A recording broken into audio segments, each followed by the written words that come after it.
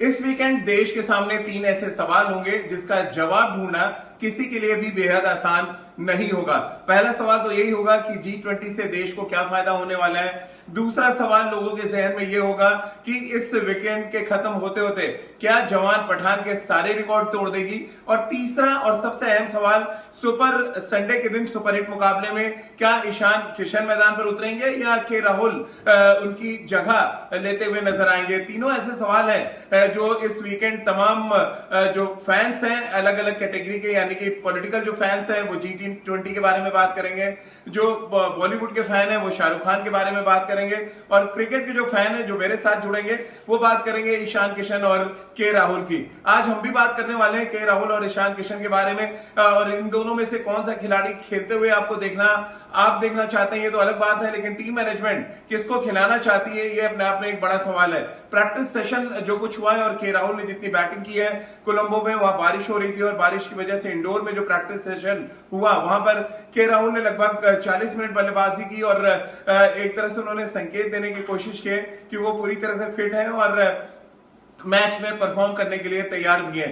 लेकिन अब बड़ा सवाल यह है कि पिछले मैच में 83 रन की शानदार पारी खेलने वाले ईशान किशन को आप कैसे ड्रॉप करेंगे। और यहाँ पर कई अलग अलग क्रिकेट एक्सपर्ट्स हैं, अलग अलग धड़े बढ़ चुके हैं। एक तरफ गौतम गंभीर है जिनका ये कहना है कि जो खिलाड़ी फॉर्म में है, जो टीम के लिए कंट्रीब्यूशन दे रहा है, वो भले ही बहुत बड़ा नाम ना हो, उसके पास बहुत ज्यादा एक्सपीरियंस ना हो, लेकिन फॉर्म काउंट करता है। अगर फॉर्म में अच्छे ईशान किशन नजर आ रहे हैं तो आपको उनके साथ मैदान पर उतरना पड़ेगा। वहीं अगर हम दूसरी तरफ बात करें तो के राहुल के साथ इरफान पठान जैसे सीनियर क्रिकेटर हैं जिनका ये मानना है कि पिछले 2 सालों में के राहुल ने बहुत शानदार बल्लेबाजी की है नंबर 4 और नंबर 5 में, और इस वजह से उनको पहले तरजीह दी जानी चाहिए। चलिए, तो अलग अलग धड़ों की बात हो गई। एक तरफ गौतम गंभीर का अपना सोचना है, दूसरी तरफ इरफान पठान का अपना सोचना है। आंकड़े क्या कहते हैं, आंकड़ों के जरिए अगर मैं आपको समझाने की कोशिश करूं, और साल 2023 में वनडे क्रिकेट में दोनों खिलाड़ियों के प्रदर्शन में बात करूं तो एक तरफ ईशान किशन है जिन्होंने लगभग 42 के औसत से 9 मैचों में 200 से ज्यादा रन बनाए।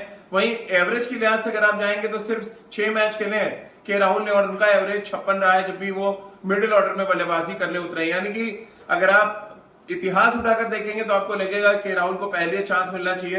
हालांकि ईशान किशन ने बहुत शानदार बल्लेबाजी की है।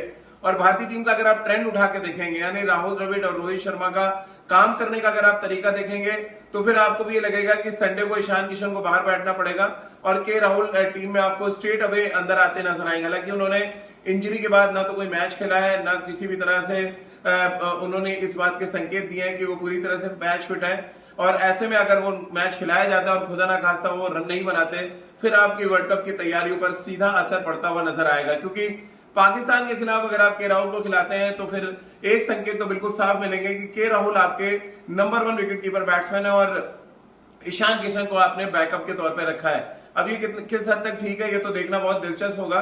वैसे मैं आपको बता दूं कि भारतीय टीम की इन दिनों जरूरत और सोच दोनों बदल चुकी है, क्योंकि एक समय ऐसा था जब 50 ओवर की क्रिकेट में आप विकेट कीपर बल्लेबाज की तलाश करते थे, यानी कि एक ऐसा विकेट कीपर जो बल्लेबाजी में अच्छा कंट्रीब्यूट कर लेता हो। और तब वो जमाना था जब महेंद्र सिंह धोनी आया और उसके बाद से फिर एक लगातार सिलसिला शुरू हुआ। महेंद्र सिंह धोनी के जाने के बाद आप लगातार एक ऐसा विकेट कीपर ढूंढते रहे जो बल्लेबाजी में अच्छा करता हो। अब आपको मिला भी, ऋषभ पंत मिले, ईशान किशन मिले, लेकिन सडनली जो आपकी गुड बुक्स में आ गए के राहुल जो बैट्समैन थे और बैटिंग के साथ विकेट कीपिंग करते थे। यानी आप एक ऐसे बैट्समैन को विकेट कीपर बना के वर्ल्ड कप पे ले जाना चाहते हैं, और ये बहुत बड़ा रिस्क होगा इंडियन पिचेस पे, जहां पे टर्निंग ट्रैक्स पे, जहां पे असमतल उछाल हो, जहां पे अनइवन बाउंस हो, वहां पे आपके राहुल को बतौर विकेट कीपर बल्लेबाज खिलाना चाहते हैं। और ये एक बड़ा रिस्क है, और ऐसा रिस्क लेकर आप अगर वर्ल्ड कप जीतने का ख्वाब देख रहे हैं तो मुझे लग रहा है एक बहुत बड़ी गलती है। क्योंकि 2011 वर्ल्ड कप हम जीते, हमारे पास regular wicket keeper Mahendra Singh Dhoni थे। 1983 की बात करें जब हम वर्ल्ड कप जीते तो सैयद किरमानी का बड़ा इंपॉर्टेंट रोल था। तो विकेट कीपर का जॉब स्पेशलिस्ट जॉब है, ये हमें नहीं भूलना चाहिए। अगर आप अपनी गुड बुक्स को देखकर टीम सेलेक्ट कर रहे हैं तो मुझे लग रहा है एक बहुत बड़ी गलती कर रहे हैं।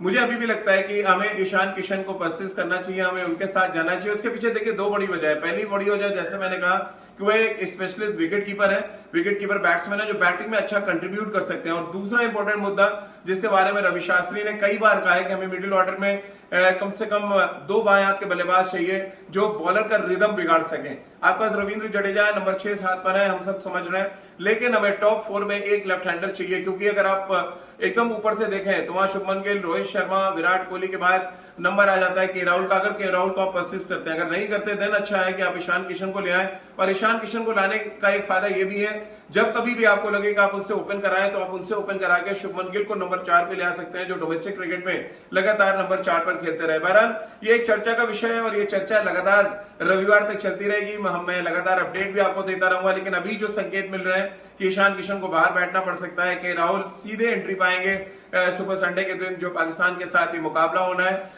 हालांकि मैं इस पक्ष में बिल्कुल नहीं हूं और तमाम क्रिकेट एक्सपर्ट्स और एक बड़ा धड़ा क्रिकेट जगत का वो अभी भी ये बात कह रहा है कि ईशान किशन टीम में होने चाहिए, प्लेइंग 11 में होने चाहिए।